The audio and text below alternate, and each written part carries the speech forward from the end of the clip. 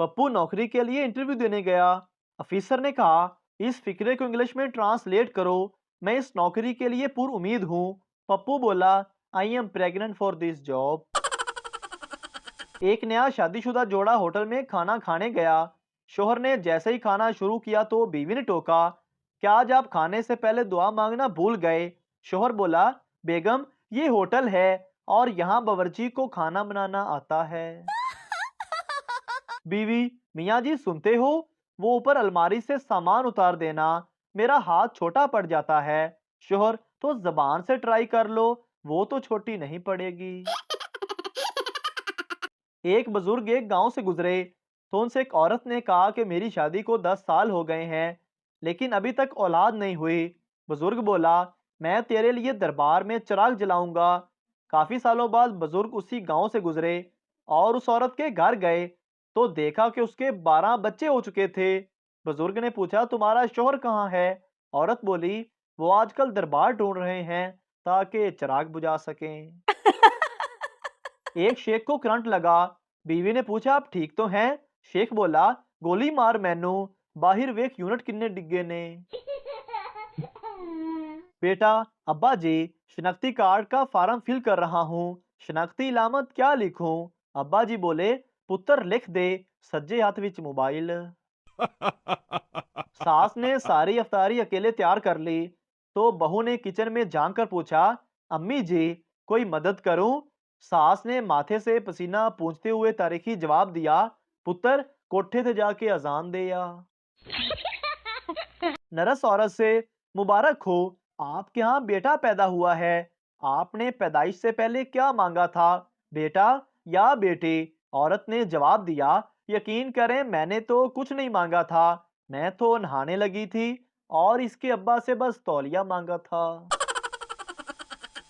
आज भाभी ने पूछा, बताओ मेरी मुट्ठी में क्या है?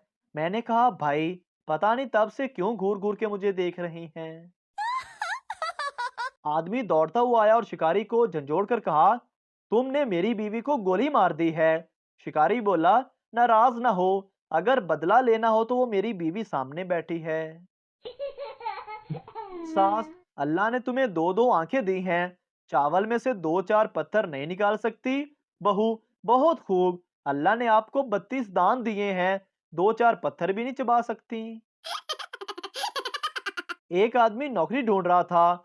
एक दिन वो एक स्कूल के प्रिंसिपल के पास गया और चपड़ासी की खाली पोस्ट के लिए दरखास्त दी। तो पूछा गया कि क्या पढ़े लिखे हो? उसने कहा, नहीं। फिर पूछा गया, क्या आप अपना नाम लिख लेते हो? वो बोला, नहीं। तो प्रिंसिपल ने कहा, तुमको नौकरी नहीं मिल सकती। वो आदमी चला गया। कुछ अरसे बाद उसने यूनियन काउंसिल का इलेक्शन लड़ा और कामयाब हो गया। करते करते वो एमएनए बन गया और एक दिन उसी स्कूल में सेमिनार पर गया और तालीम की अहमियत पर तकरीर की। तो उसके बाद प्रिंसिपल ने उसे पूछा, अगर आप पढ़े लिखे होते तो आज क्या होते? तो सियासी लीडर ने मुस्कुराकर जवाब दिया, आज मैं आपका चपड़ासी होता। तालब इलम, सर लोग उर्दू और इंग्लिश में बात करते हैं, हिसाब में क्यों नहीं? उस्ताद, 420 की औलाद, ज्यादा 3 5 मत कर, 9 2 11 हो जा, वरना 5 7 धर दूंगा, 6 के 36 नजर आएंगे और 32 के 32 बाहर आ जाएंगे। तालब इलम घबरा कर, सर जी उर्दू और इंग्लिश ही ठीक है, हिसाब वाकई मुश्किल मजमून है, हिसाब में तो दूर दूर तक इज्जत नजर नहीं आ रही। एक लड़की का रेप हो गया। उसकी माँ उसको बोली, बेटा अब तेरा क्या होगा, कमीनों ने तेरी इज्जत लूट ली। लड़की बोली, माँ तू परेशान ना हो, सब के सब पठान थे, इज्जत भी बच गई और कब्ज का मसला भी हल हो गया। कुछ रिश्तेदारों के साथ मेरा काफी उठना बैठना है। जब वो बैठते तो मैं उठ जाता हूँ और जब मैं बैठता हूँ तो वो उठ के चले जाते हैं। कुछ लोग मजहब के नाम पर लड़ते हैं, कुछ पैसों के लिए लड़ते हैं, कुछ जात पात पे लड़ते हैं। ये सिर्फ मियाँ बीवी ही हैं जो पूरे खलूस के साथ बगैर किसी वजह के लड़ते हैं। औरत एक बाबा जी के पास गई और बोली, बाबा जी मुझे दिलों का हाल जानना है। बाबा बोला, करीब आओ। औरत थोड़ा करीब हो गई। बाबा, और करीब आओ। औरत थोड़ा और करीब हो गई। बाबा ने उसकी कमर पर हाथ फेरा और कहा, थोड़ा और करीब आओ। औरत बोली, लगता है आप मेरे साथ रोमांस करना चाह रहे हैं। बाबा जी बोले, देख लो, तुम्हें दिल की बातें पता चलना शुरू हो गई हैं। शोहर, मैं दूसरी शादी कर लूं? बीवी, कर लो। शोहर, इजाजत है? बीवी, हाँ बिल्कुल। शोहर, नाराज तो नहीं होगी? बीवी, बिल्कुल भी नहीं। शोहर, अच्छा, मेरी शादी वाले दिन क्या पहनकर आओगी? बीवी, खुद कुछ जैकेट। शोहर नाराज बीवी को उसके मेके रोज फोन करता। बीवी आगे से कहती, कितनी बार कहा है मैं मर चुकी हूँ, क्यों बार बार फोन करते हो? शोहर, पगली, सुनकर अच्छा लगता है। रिश्ते के लिए सास की 5 डिमांडें।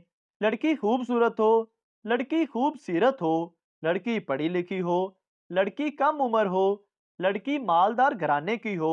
रिश्ते के लिए बहू की सिर्फ एक ही डिमांड, कि सास ही ना हो।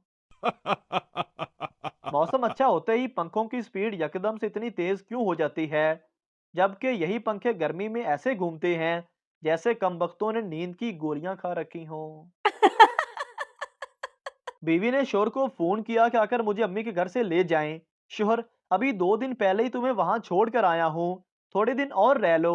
बीवी, नहीं बस आप मुझे ले जाएं। शोहर उकताए हुए लहजे में बोला, आखिर वहां मसला क्या है तुम्हें? बीवी, देखें जी, मैंने अम्मी अब्बू से लड़के भी देख लिया, भाई भाभीियों से भी लड़कर देख लिया, हत्ता के हमसायों से भी लड़कर देख लिया, पर जो मजा आपसे लड़ झगड़ कर आता है वो मुझे यहाँ नहीं आया, इसलिए मुझे ले जाएं। कराची की शदीद गर्मी थी। एक शख्स ट्रेन से उतरा और माथे से पसीना पोंछते हुए पूछने लगा, मस्जिद कहाँ है? सामने खड़े शख्स ने पूछा, देवबंदी वाली, बरेलवी वाली, अहले हदीस वाली या शियों वाली? बंदा बोला, एसी वाली बता, एसी वाली। एक सरदार अपनी आंखें बंद करके शीशा लेकर खड़ा था। बीवी ने पूछा, ये क्या कर रहे हो? सरदार बोला, मैं ये देख रहा हूँ कि मैं सोते हुए कैसा लगता हूँ। मालक, अब तक तुझसे मच्छर नहीं मारे गए, मेरे कानों में गुनगुना रहे हैं। नौकर, साहिब, मैंने तो सारे मच्छर मार दिए, ये तो उनकी बीवियां हैं जो बेवा होकर रो रही हैं। एक पठान की बीवी की सालगिरह थे। पठान ने सालगिरह पर अपनी बीवी को गुलाब का फूल दिया। बीवी मुंह बसोरते हुए बोली, मुझे ये नहीं, कोई 1 लाख वाली चीज चाहिए। पठान अपनी बीवी से बोला, लाख दी तो फिर मेरे को लानत ही है। मियाँ बीवी होने वाले दामाद के बारे में बातें कर रहे थे। शोहर ने कहा, लड़का अच्छा है, सफेद रंगत, ऊंचा कद, फर्मा बरदार और नाक नक्शा भी अच्छा है, क्या ख्याल है? बीवी ने कहा, लेकिन उसमें एक खराबी है, जब हंसता है तो उसके लंबे दांत बाहर आ जाते हैं और चेहरा बुरा लगता है। शोहर ने कहा, तुम ख्वामख्वाह परेशान होती हो, जब अपनी बेटी से शादी करेगा तो फिर ना हंसने का मौका मिलेगा और ना उसके लंबे दांत नजर आएंगे। डॉक्टर ने सरदार को बताया कि आपकी बीवी की तबीयत बहुत नाजुक है, वो मुश्किल से 5 से 10 दिन जी सकेगी। सरदार ठंडी सांस भरकर बोला, कोई बात नहीं जी, जहां 25 साल काटे हैं वहां 10 दिन और सही। फकीर ने आवाज लगाई, अल्लाह के नाम पे कुछ खाने को दे दो। घर के अंदर से मुलाजिम ने जवाब दिया, बेगम साहिबा घर पर नहीं है। फकीर ने कहा, मैंने खाने को कुछ मांगा है, बेगम साहिबा नहीं मांगी। मोहतरम नाजरीन, अगर आपको हमारी वीडियो अच्छी लगी है तो हमारे इस चैनल को सब्सक्राइब ज़रूर कर दीजिए, ताकि आपको इस तरह की और मज़ाया वीडियोस फौरी और बर वक्त मिलती रहें। जज़ाकल्लाहु खैरा।